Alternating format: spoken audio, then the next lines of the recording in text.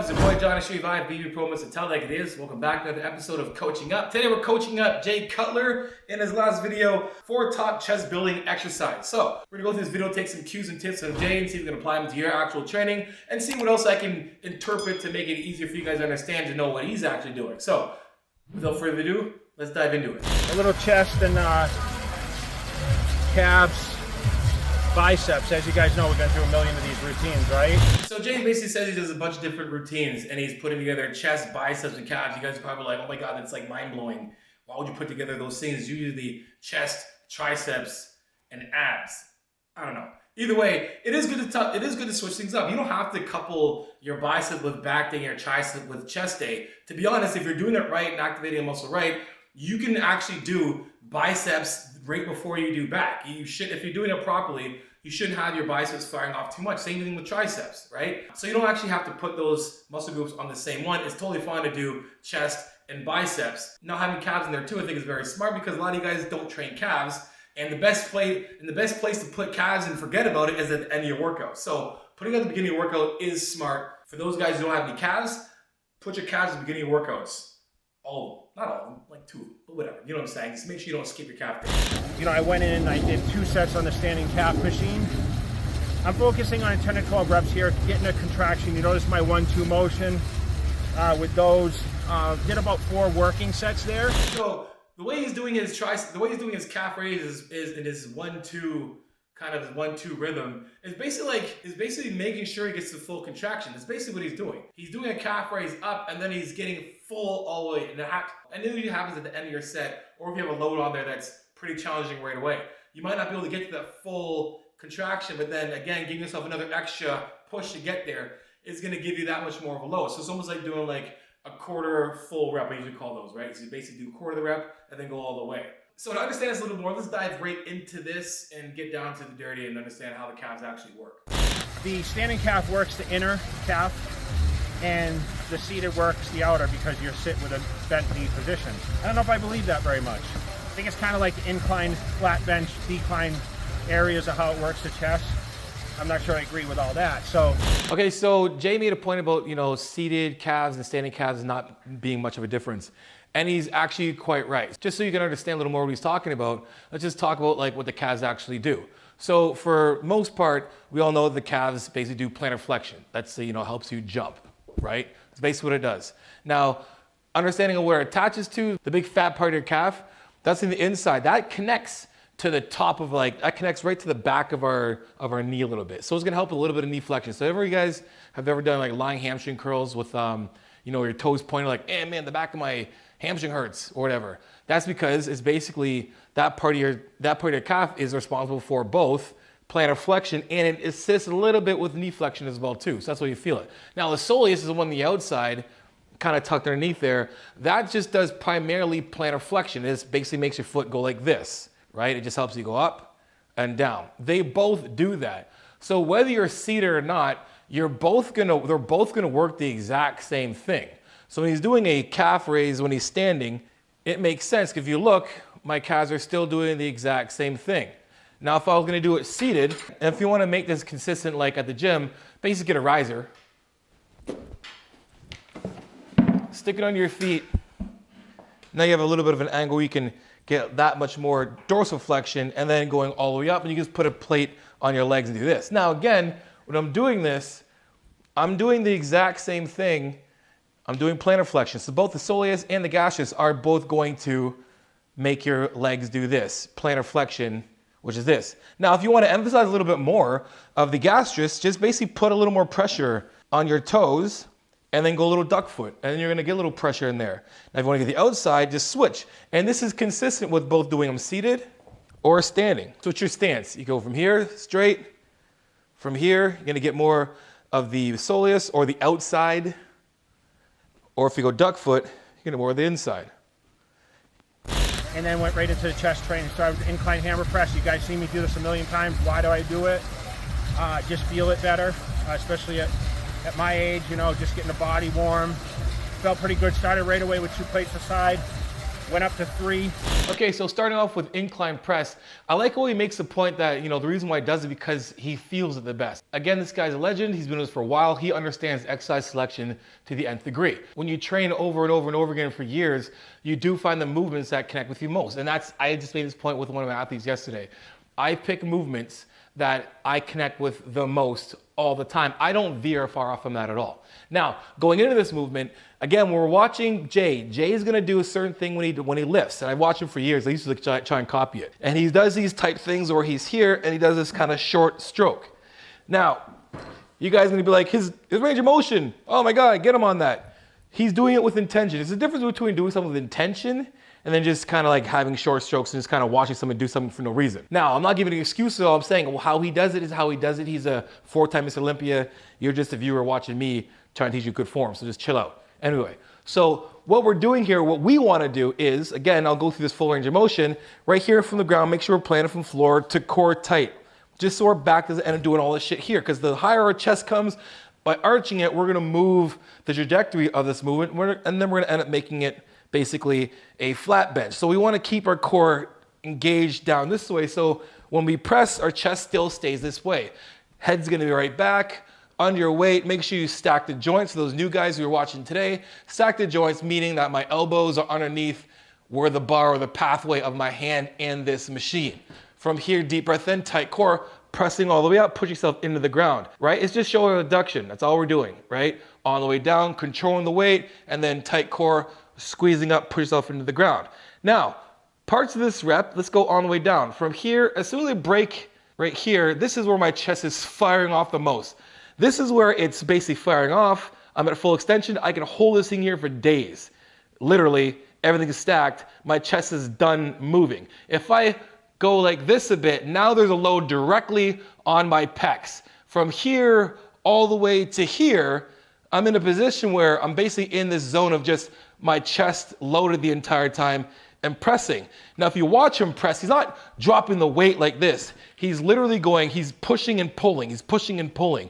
And that's a big point I try to make with all of my viewers and all my athletes, is to make sure when you're moving weight that we're controlling both movements, not just the one direction. So what he's doing is, and what I want you guys to do too as well, with the full range of motion, is when you press, you're pulling it down, pressing it up. Pull, press. I have total control over this entire movement. I'm not dropping it. Everything's intentional from the front, from the start to finish. The difference between doing this and then dropping, you see the difference, right? And then recoiling coming up. There's a distinct change of direction from where my elbows are at here to here, and it stays consistent. It's almost like a boxer being on a speed bag and pressing from here. But again, you guys press into the ground, tight core, and you're good. My chest hurts so bad. As you see with this, guys, I'm really feeling the chest. So when I come up, I have that contraction. I really contract the chest. All right, so you guys probably watched Jay do his sets and how he actually performed his reps. Now, he's actually doing something very conscious and intentional. So a lot of you guys will be like, oh, his range of motion isn't that good. He's not going full range. Because he's literally sitting within that range, the pec range. When we go fully out, and we want you to go fully out, you're definitely gonna get a full contraction when we end up in this position doing dumbbells. But when we're sitting like the position here, and we go from here, we're just sitting in that like chest range of being like total constant tension. That's something he's done forever. So anyone who's watched him, he's done that forever. That's how Jay does it. How you're gonna do it is this, right? So again, what he does best is sitting it back. Get yourself in a good position where you're sturdy, right? And then we're gonna kick each one back at a time, 1 and 2, and fall back, and have them tucked in still. There we can actually get ourselves in position, get our feet set again, a little bit underneath our hips. And we're gonna be nice and tight from here. We're gonna open our chest up and we're gonna press through. Now a good cue for this is to pretend you're pushing yourself into the ground. Now it's really good that he does these because obviously doing unilateral work is gonna make both sides work just as hard. When you have a bar, it's a little easier for one side to take over and you don't really notice it as much. But from here, we wanna come all the way down, big chest, let the chest open up and push up. Now I know his head's popped up like this, and you get a lot of people who will teach us, you get a lot of people who will say that this helps with opening your chest. For you, make sure you keep head back, look up, chest up, open your chest up and push in the ground. And then pretending, again, you're trying to push yourself into the floor. we went over to the cables.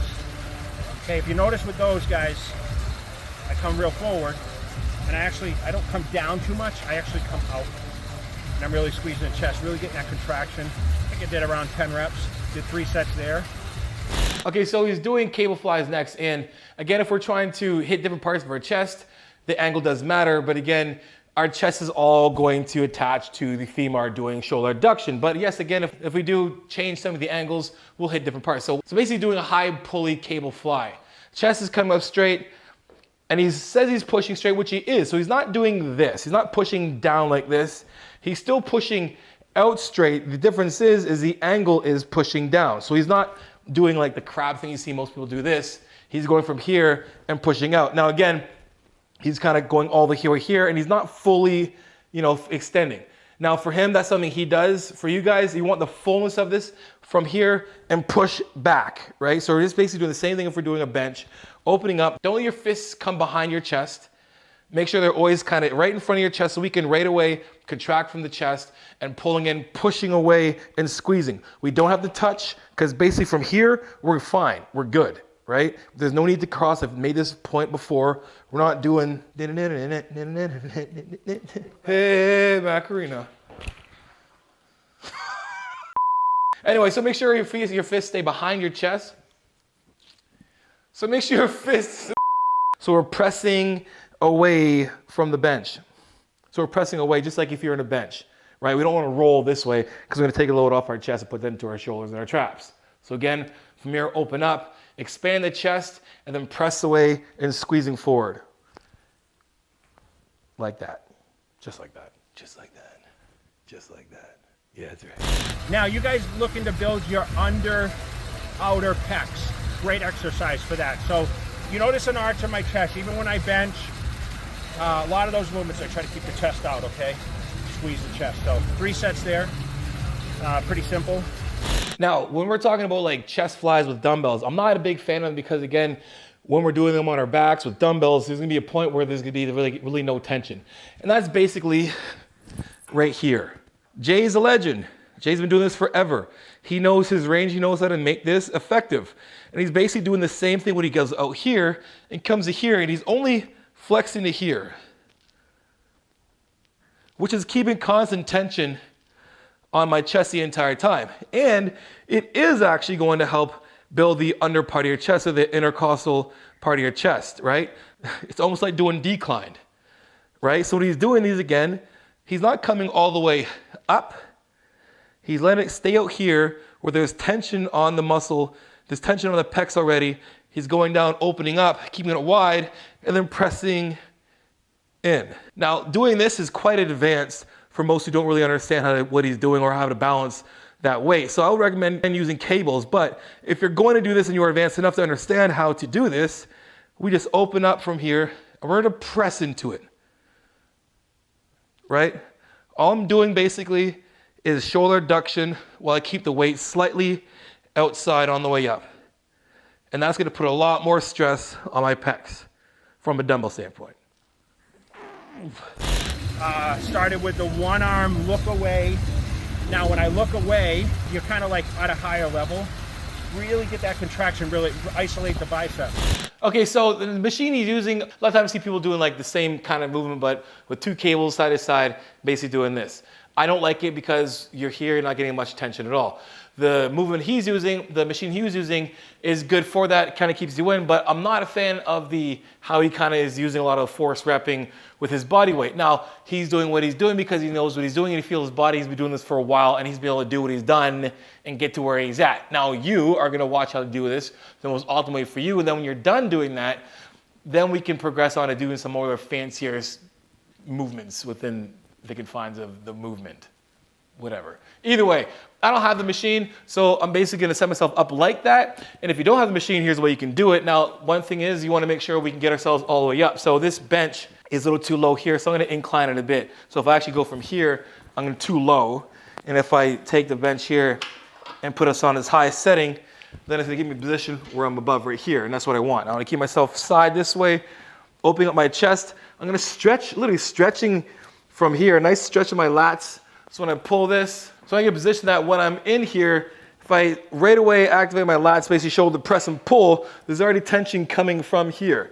My start and stop position is going to be here. Here's my start position, and then pulling in, and right here. And even here, I'm getting tension pulling this thing back. Make sure you have the cable pulley at least like this way or down a bit.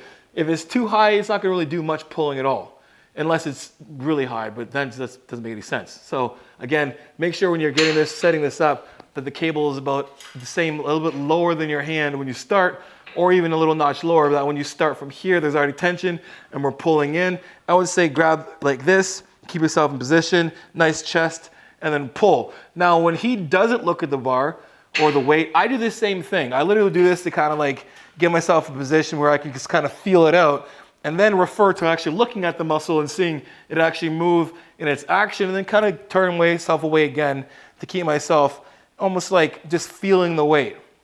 And I like how I use the word over and over again, feel. Feel sets, feel, feel, feel. That's where you get the mind and muscle connection from. Literally is feeling yourself, not feeling yourself, just feeling the movement. Feel the movement. Get you out of the gutter. Damn. Anyway, again, get yourself in position, let the lats stretch, pull yourself in from here so we can keep ourselves in the bench so we're not kind of popping up and down. Get from position and then pulling in. And again, you see how I set my shoulder down? It's not doing this. I don't want to do this. I'm not playing the violin, even though I do play the violin. Either way, shoulder depression from here, chest down and back, and then pulling, controlling the rep. And then stop as soon as you feel that this starts to take over. That's when you stop, basically. The cable sit down extension curl, okay? This is a little more isolation. Like I mentioned, the cables, the constant tension is good. 12 reps, really getting the bicep stretched out. Okay, so next he has a low pulley cable bicep curl, which I like doing. You can do these standing like this if you want to. I like doing anything cable, to be honest, because you're always getting that constant tension if you're on the right machine. You can do them like this, right? Or seated. You guys probably see me do a couple where I'm basically like sitting down like almost like this and doing almost like a preacher curl. But this way too is one of my favorite. Again, you can set this thing up the exact same way you would if you're doing a row. So if I'm in a row position from the ground, pushing my butt back, engaging my core, and from here, shoulder depression. So when I row, everything comes down, my chest stays up, I can really hit my lats. We're gonna do the same thing, but now we're gonna get ourselves a little bit protracted, keeping our shoulders down, and then we're gonna pull up and keep our elbows here. We don't wanna rotate up this way here at all. We're gonna keep that constant tension from here and down, controlling it down and pulling up. Now you can use an easy bar, you use a straight bar, you can use ropes, whatever it is. The main point of this is to make sure that our elbows stay in this position. They push down on the floor, so we keep our shoulders out of the equation, so we're not rolling and doing this kind of stuff. We keep our chaps doing this. We're not trying to do this. We're keeping shoulders down and back and controlling the rep and squeezing. And this rep's gonna come from the floor. So push from the floor right to the core, glutes, squeeze in, and you're gonna get a really good contraction doing these with good control. Obviously the thickness, so if you guys are looking to get that side, that thickness from the side of your arms, it's a good exercise because it's going to work all the way down into your forearm. I like to do these every other week or so. Sometimes they do them with a rope. Sometimes they're doing 2-arm with a dumbbell. So we finished with dumbbell, hammer curls, and then easy bar curls. So again, you're thinking about like, is that too much for biceps? Not necessarily, but definitely can go overboard if you're not safe. So when you think about it, like your bicep, your brachii, your brachialis, and your brachiradialis all do elbow flexion, right? So, you know, doing like 2 of each or even 3 makes sense, right? So he's hitting one where we're hitting a lot of the brachii. We're doing a brachiradialis with doing hammer curls. So when we're doing hammer curls, what I like about hammer curls is, especially when you're doing these, you're still getting a little of shoulder adduction. To be able to bring this weight in the inside, you're going to see a little bit of your shoulder, your anterior delt, and your pec minor assisting with keeping your weight going across body. Now to make sure this stays a lot more optimal, we want to avoid doing this thing where we have our elbow shooting back almost like we're doing a drag curl, or a lot of people do this, they look like they're doing a lot of weight, like, oh, wow, man, look at me, I'm sweet. No, right? So we want to keep the weight coming in front. So we can start here, but we're going to get to here and up and then down, raising the weight up, keeping the elbow in front of our body. Then when it gets to the side, we can go right back to the side and then pulling up in front and keep your chest up and down, up, when you're lifting it. Now guys, remember, avoid shooting your elbows back. Think about shoulder depression the entire time, like I'm pushing those elbows to the floor while I'm pulling up to keep that shoulder in place so we avoid doing this whole shoulder thing. So this is a wider grip, a little bit of an ego, it kills your ego a little bit because you have to be a little lighter with the weight. Started with a plate on each side, did some warm up with that, went up to a plate and a 10 on each side, like 4 sets here. Pretty standard. You see my form isn't spectacular, just the way I feel the movement. When he moves to easy bar curls, yes, having the thick bar does help. I don't have one.